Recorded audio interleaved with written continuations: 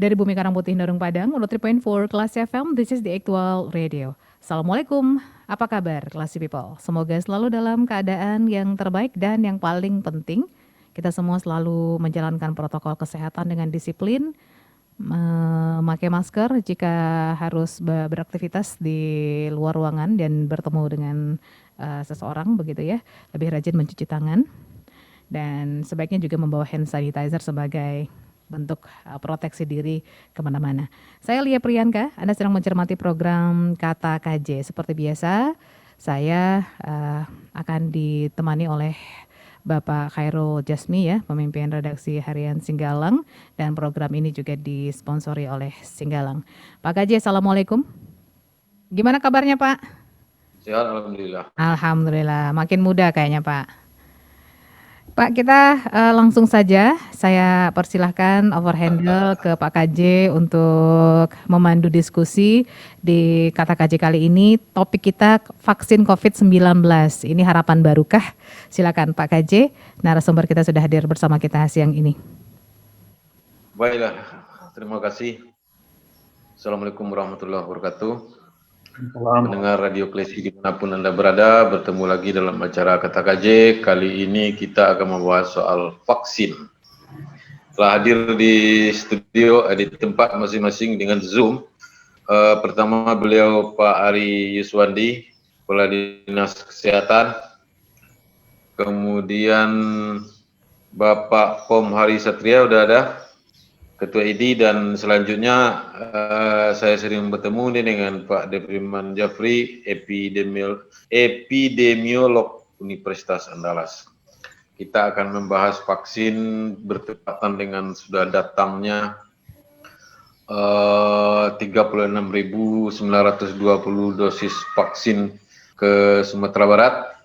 Ini yang pertama dan akan diberikan kepada 18.400 sekian tenaga medis. Persoalan hari ini bukan itu. Persoalan hari ini adalah bagaimana kita memberitahu kepada masyarakat bahwa vaksin ini adalah vaksin, bukan borak seperti yang isu yang beredar di antara WhatsApp ke WhatsApp, sehingga kabar buruk yang cepat berputar itu bisa kita hentikan dengan ilmu pengetahuan dan informasi yang benar. Nah, untuk itu saya minta dulu Pak Ari menjelaskan apa yang sudah datang hari ini di Sumatera Barat. Silakan Pak.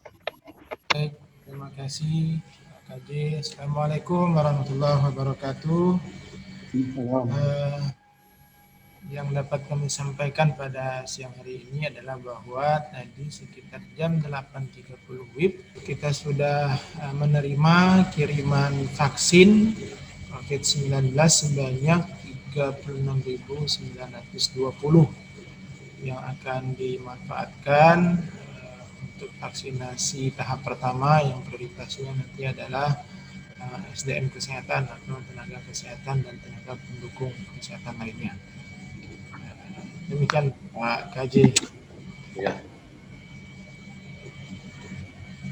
Nah, kemudian kan untuk 18.000 nih Pak, apakah sudah ada pernyataan atau kemauan atau apapun namanya dari tenaga medis ini bahwa mereka akan mau divaksin? Ya, jadi untuk proses vaksinasi ini kan kita masih dalam tahap validasi data, berapa sih sesungguhnya sasaran kita. Kemudian yang kedua, polanya adalah setiap tenaga kesehatan itu sudah disiapkan secara aplikasi untuk mengkonfirmasi kesiapan diberikan vaksinasi COVID-19 melalui SMS. Demikian Pak KJ.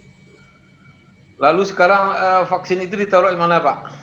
Vaksin sekarang kita simpan di tempat ruangan penyimpanan vaksin Dinas Kesehatan Provinsi Sumatera Barat. Oke. Kira-kira suara-suara dari tenaga medis dari puskesmas selama ini apa yang Bapak dengar? Mungkin optimisme atau ketakutan atau saran atau keluhan? Ada enggak yang dari tenaga medis yang dari secara umum, bawah Pak? Secara umum tanggapannya baik, namun memang kita masih menunggu informasi selanjutnya nih Pak KJ.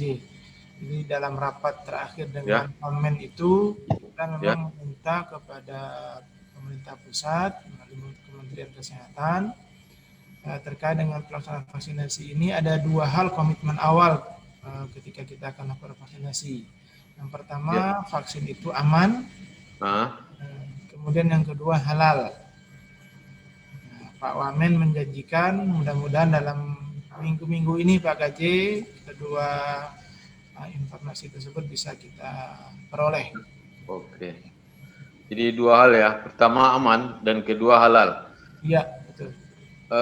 Dan ketiga izin dari BP POM itu sepenting apa, Pak? Ya, jadi aman itu terkait nanti juga dengan izin edar dari BP POM. Oke. Baiklah. Sementara itu, saya mau ke Pak Hari nih. Pak Hari. Pak Hari. Sepertinya putus jaringannya, Pak. Ya, Pak Defriman aja dulu. Pak Defriman, kita udah sering ketemu di Zoom. Bagaimana catatan ilmiah Bapak tentang vaksin ini? Ya, saya kira Pak KJ ya, Pak Ari yang saya hormati.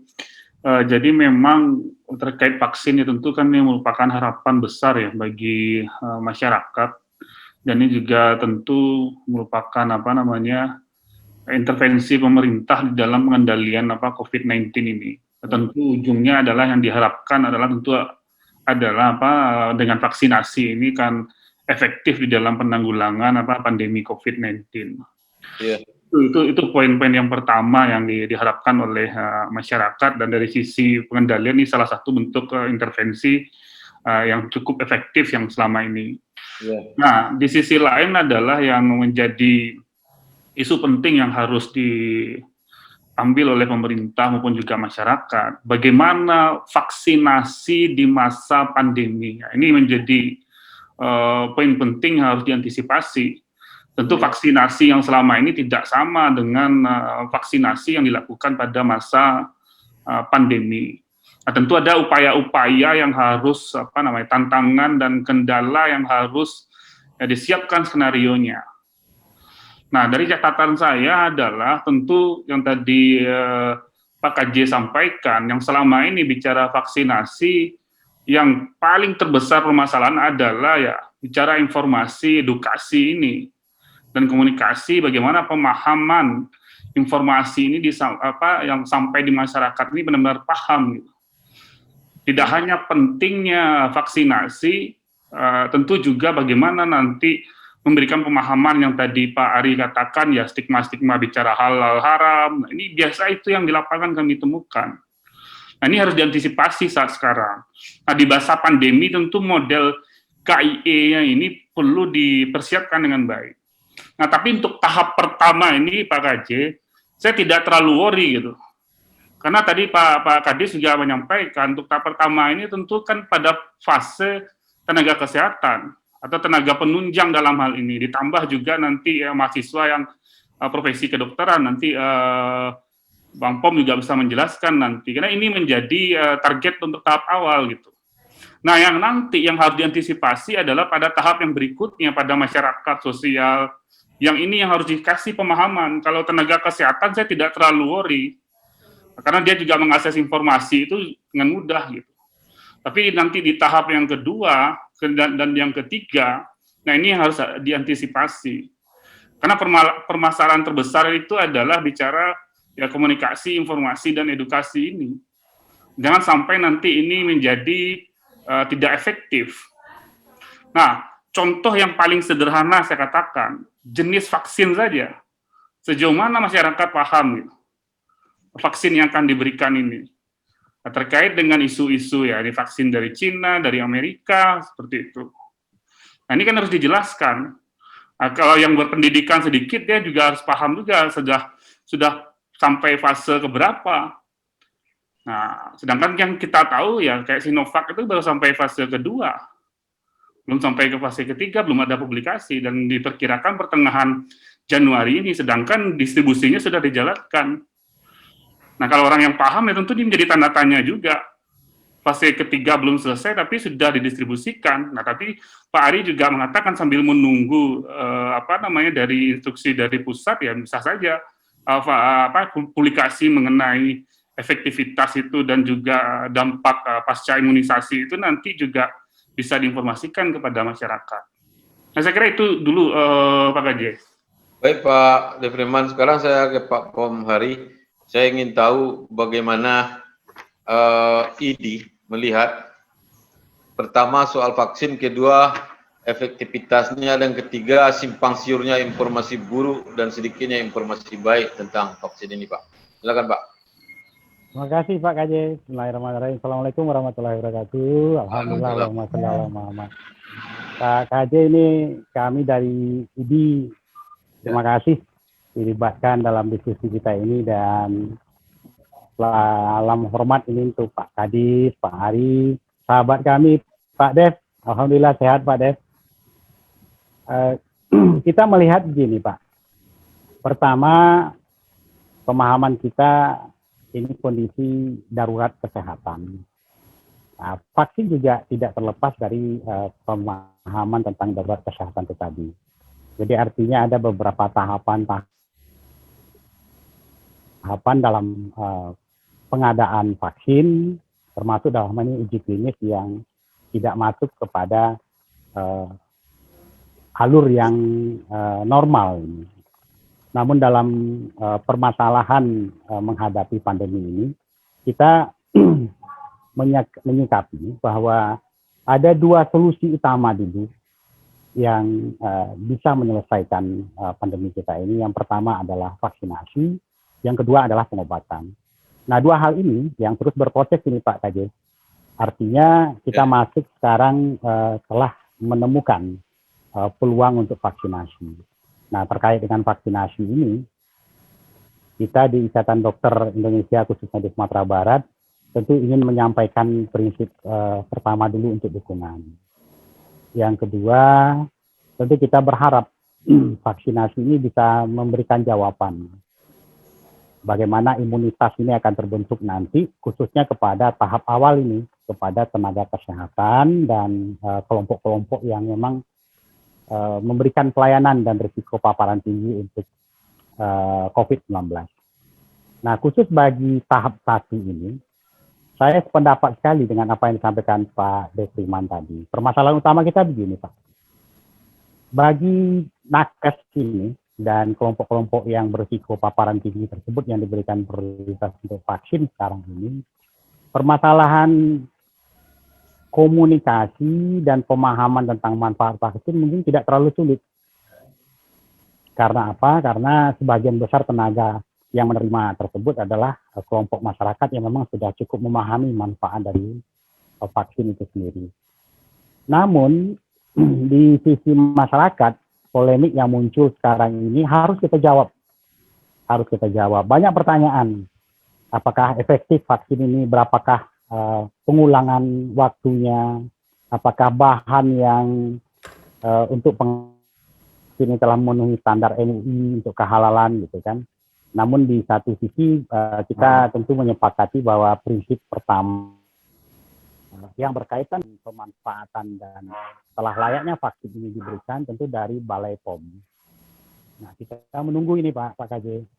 Kalau sudah ada instruksi, sudah ada pernyataan dari Balai POM bahwa vaksin ini telah layak diberikan kepada masyarakat, tentu kita akan siap untuk menjadi orang-orang pertama yang menerima vaksin ini.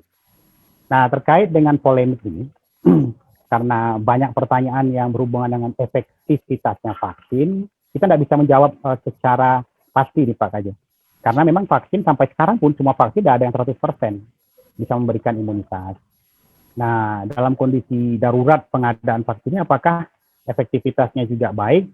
Tentu kita menunggu uji klinis dan itu pernyataan legalnya dari Balai POM yang kita tunggu.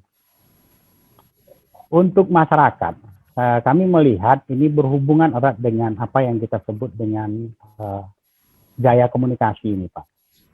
Gaya komunikasi yang dalam pemahaman kami dari sisi kesehatan menjadi suatu hal yang sangat menentukan keberhasilan kita dalam promotif dan preventif dalam pencegahan pandemi kita di Sumatera Barat khususnya. Nah, gaya komunikasi ini yang harus kita duduk bersamakan ini Pak Kanji. Salah satunya tentu dengan beberapa pendekatan-pendekatan, karena kami menyikapi bahwa Sumatera Barat mempunyai suatu bentuk keunikan.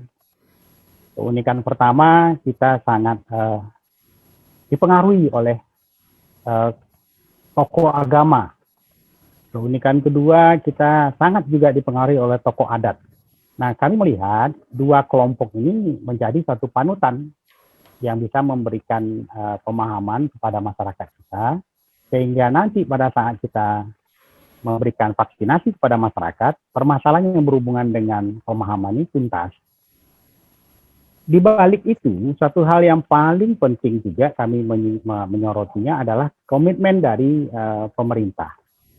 Dalam hal ini tentu pemerintah provinsi dan pemerintah kabupaten kota.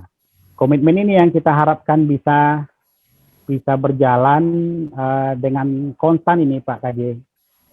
Tidak seperti satu komitmen yang berubah-ubah sesuai dengan kondisi waktu dan perubahan-perubahan kebijakan. Karena komitmen kesehatan ini memang perlu satu langkah konstan. Sehingga masyarakat kita tidak ragu, tidak lagi berpikir kenapa berubah lagi kebijakan-kebijakannya. Kita memahami bahwa selagi dua hal tadi, vaksinasi belum tuntas, pengobatan belum tuntas, ya solusi terbaik kita adalah hidup dengan new normal dengan perubahan perilaku. Itu Pak KJ. Baik Pak Pom, jadi penjelasannya cukup rinci. Yang terpenting ke depan adalah tahap 2 dan 3 sesuai juga dengan Pak Depriman. Kalau tahap 1 rasanya pengetahuan mereka sudah sampai dan mereka tiap hari terlibat di dunia darurat kesehatan ini. Nah, problemnya adalah pada masyarakat yang saya baru ini menerima WA pula bahwa vaksin Sinovac ada boraknya dan kita bisa macam-macam. Sehingga saya mempostingkan barusan berita antara dari Brawijaya bahwa itu tidak benar. Nah, ini melelahkan juga kalau kita tiap hari harus membantah yang diberikan kawan sendiri kepada kita. Nanti dibilangnya kita juru bicara pemerintah pula, padahal kita hanya menjelaskan bahwa itu tidak benar. Nah, Pak Kadis, ini kan kerja berat. Gubernur juga akan baru dilantik atau belum, gubernur lama pun yang baru terserah. Saya kira fokus jangan hanya pada dinas kesehatan, tetapi gubernur, Bapak harus memberi saran kepada Kominfo juga, jangan hanya mempostingkan angka hari ini COVID berapa, tetapi harus ada langkah lain yang bisa menyebarluaskan informasi baik tentang vaksin ini, terutama pada tokoh agama dan adat. Nah, mungkin Bapak punya agenda untuk itu, silakan Pak. Ya, terima kasih Pak Kaji. Jadi apa yang disampaikan Pak Depriman, Pak Pom, sahabat saya, abang saya ini tadi memang cukup menarik dan kita sepakat dengan apa yang telah disampaikan tadi. Bahwa bicara vaksinasi ini kalau untuk petugas kesehatan no problem. Pengalaman kita dari waktu ke waktu menunjukkan bahwa ketika informasi mengenai vaksin ini tidak utuh sampai kepada masyarakat, akan terjadi kendala di lapangan. Pengalaman kita pada waktu ada imunisasi campak rubella, ini menjadi pelajaran berharga Pak Kaji. Bahwa ketika kita program secara nasional, itu Sumatera Barat cakupan atau capaian imunisasi campak rubellanya secara nasional kita berada pada peringkat ke-33 dari 34 provinsi. Aceh nomor 34. Nah, salah satu faktor yang paling berpengaruh itu adalah aspek agama. Itu tadi Pak Kaji sampaikan, banyak sekali informasi yang beredar di tengah-tengah masyarakat terkait dengan vaksinasi ini. Apakah itu dari bahan-bahan yang tidak halal, kemudian ada borak, dan segala macamnya.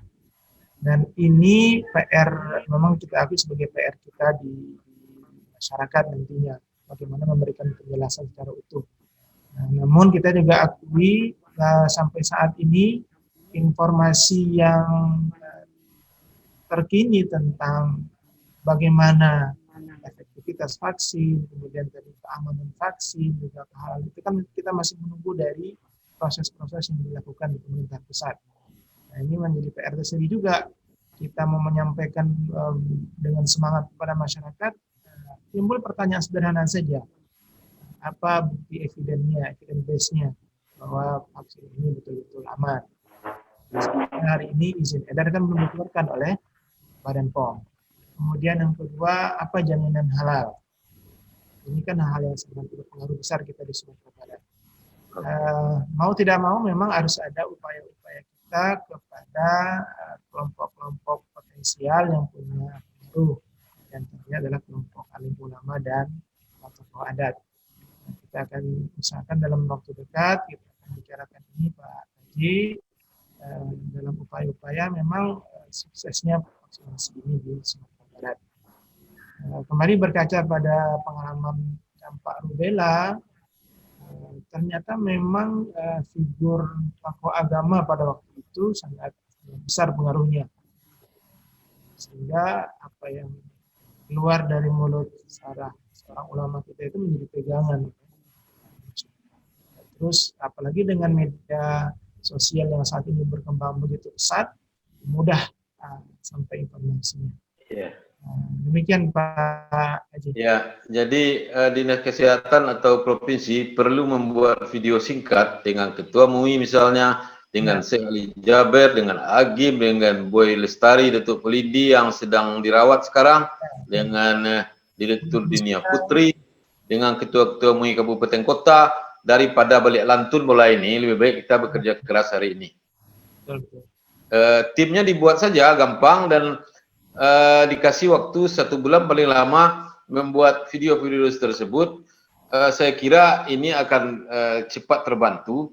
Kemudian ada Ketua ID yang bicara dan ahli-ahli. Kalau itu dilakukan, saya kira disiarkan secara luas dan pers membuat secara panjang, secara detail juga apanya. Saya baru tadi Zoom dengan BNPB untuk melanjutkan kerjasama ubah laku selama 3 bulan untuk vaksin. Jadi kita pusat sudah oke semua, cuma Sumatera Barat belum. Nah itu perlu menjadi catatan Pak. Saya kira sesi pertama ini kita istirahat sebentar, sejenak. Klesi FM dimanapun Anda berada, setelah pesan-pesan berikut kita kembali lagi.